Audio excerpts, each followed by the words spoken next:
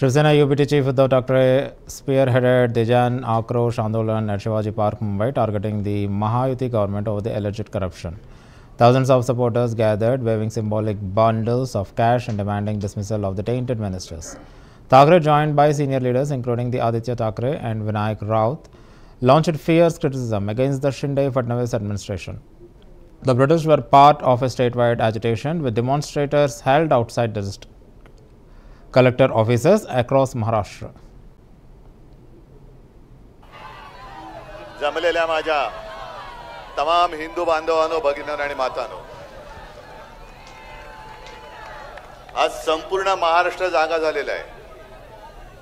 महाराष्ट्राच्या प्रत्येक जिल्ह्यात, प्रत्येक शहरात या भ्रष्टाचारांच्या विरुद्ध शिवसेना रस्त्यावरती उतरलेली आहे.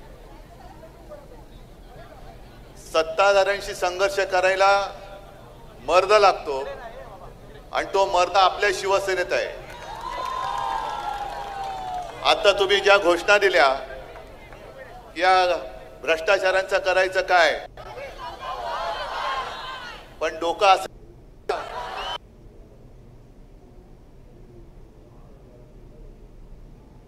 गुवाहाटीला पडून जायला.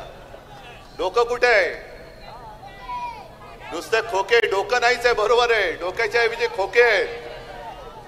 त्याच्यामुळे ते खोके घेऊन बसलेत. खरोखर आपण आताही जी काही सगळे बोर्ड घेतलेत, कायद्याचे रक्षक बनले, रक्षक बनले भक्षक, सगळे मुखवटे आहेत. एकूण जर का विचार केला तर आज दिल्लीमध्ये महाविकास आघाडी, इंडिया आघाडीतर्फे सर्व खासदारांचा मोर्चा हा निवडणूक आयोगावरती चाललेला आहे. पण त्यांना पोलीस अडवतात असं मी आता ऐकलं. आपण भ्रष्टाचाराच्या रस्त्यावरती उतरलेलो आहे.